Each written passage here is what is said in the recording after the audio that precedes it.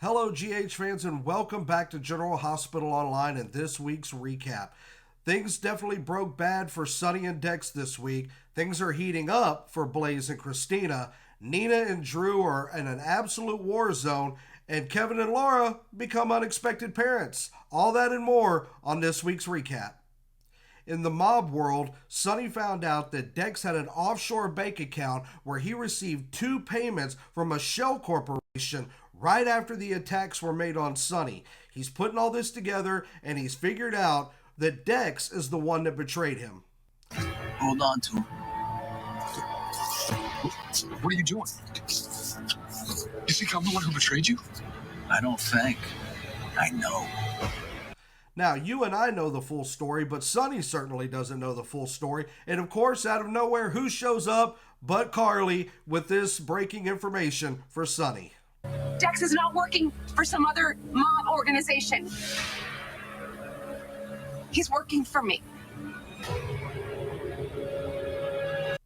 Now, Sonny is a very smart man. He didn't survive this long by being a dummy. And he quickly figures out that Carly is covering for somebody, and he knows exactly who Carly is covering for. You're covering for someone. It's Michael.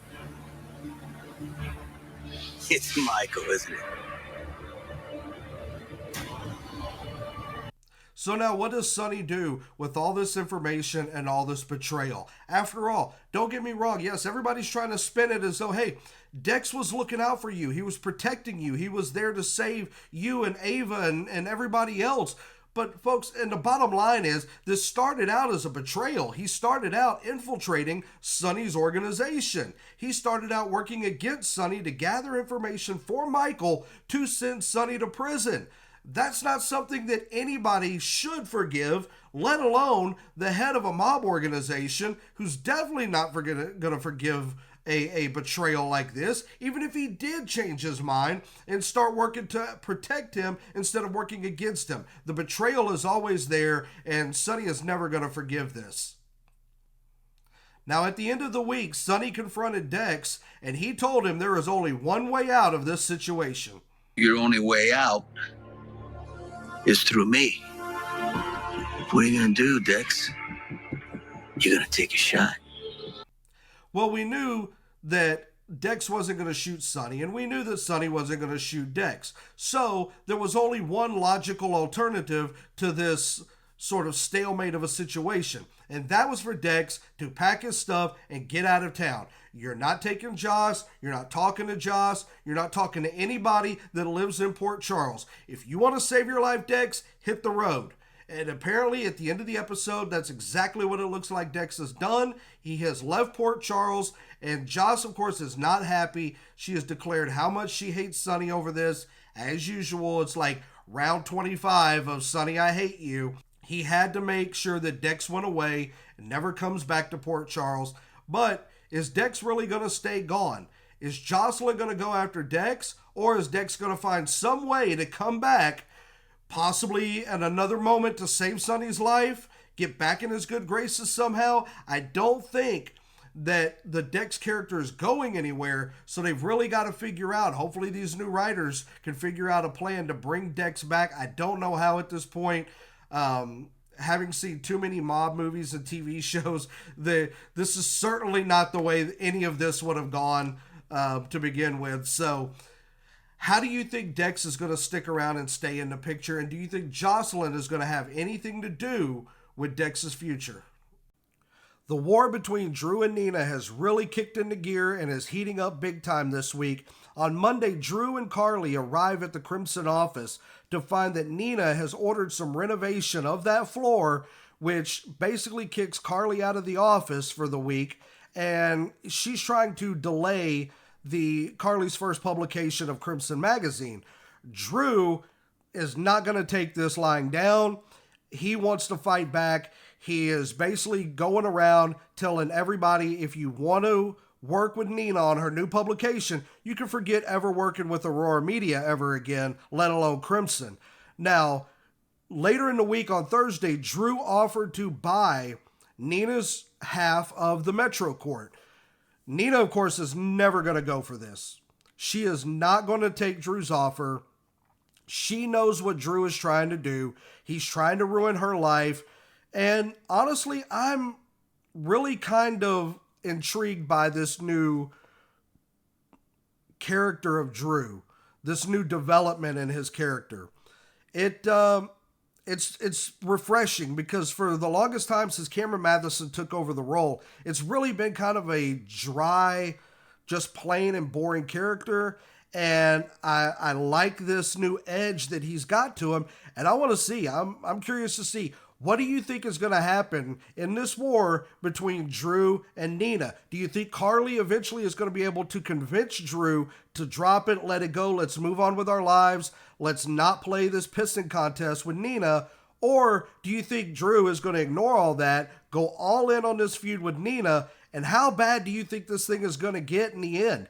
Who's going to come out on top? How do you think Nina's going to respond? Let me know in your comments below what you think of this big feud.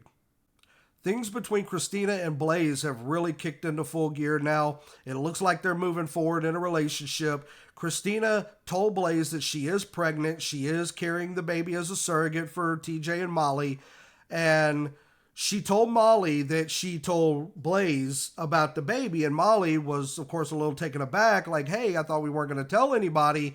And Kristina kind of said, well, I kind of had to, and, but she's not going to tell anybody. And Molly quickly figured out, like, hey, is there something romantically going on between you two? Kristina finally admits to it after kind of at first going, no, we're just friends. She finally admits to it. And, of course, Molly, she's super happy. She understands, but she does not want the word getting out beyond that as far as the baby stuff goes. Now, Kristina told Blaze that she admitted to her sister that they're an item now, that they're basically a couple, that they're together, and they're pursuing this romantic relationship. Blaze, who is not out to her family as a gay woman, she's a little apprehensive, but she's excited about exploring this new side of her and kind of seeing where things going. She's obviously developed feelings for Kristina, but she's worried about what, of course, her family is going to say. Now, next week, Blaze's mother is coming to Port Charles, and as a special guest, Eva LaRue is going to be portraying the role of Blaze's mother. And a lot of you may know, Eva LaRue, definitely no stranger to soap operas, was on All My Children from 1993 to 97, and then again in 2002 to 2005. I know her more from CSI Miami. I used to watch that show back in the day. I was a big fan of that show and loved Eva LaRue on it. I think she's an amazing actress. I've never seen any of her All My Children stuff, but from what I have seen, great actress, great find for General Hospital, and I'm excited to see Eva LaRue back on my screen, and I think she's going to do a great job as Blaze's mother, and it's going to be interesting to see how she handles Blaze coming out to her and learning of her new relationship with Kristina. What do you think? How do you think Blaze's mother is going to react? Do you think that she's going to be open to it? Or do you think this is going to be one of those things where she just doesn't have that kind of mindset and she shuns Blaze as a result of it? Just a quick heads up, ladies and gentlemen, I wanted to let you know, be on the lookout for my return podcast episode that I will be putting up right here on YouTube here in just a little while. I'm going to be working on this after this video gets up and running. It will be a more in-depth, full-length conversation about my thoughts of this past week and what's going on in General Hospital. So be on the lookout. The return of the Port Charles podcast coming right here to YouTube in just a little bit. So at the beginning of the week, Martin comes by to see Laura and Kevin, and he drops a bombshell on them when he gives them papers, basically allowing them to adopt baby Ace, with Esme, Spencer out of the picture, Nicholas is off to jail.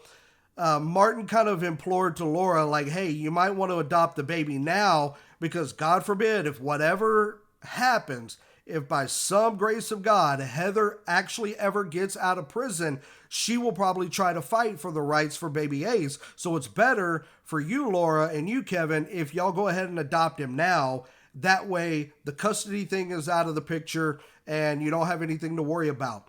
After Martin left, Laura and Kevin talked it over. Laura wanted to make sure that Kevin was on board. And of course, being the great husband that he is, he tells her, I am all in with you. Whatever you decide, if this is what you want, I am in this with you. So it looks like Laura and Kevin will be adopting baby Ace. So congratulations to Laura and Kevin, who well into their 60s.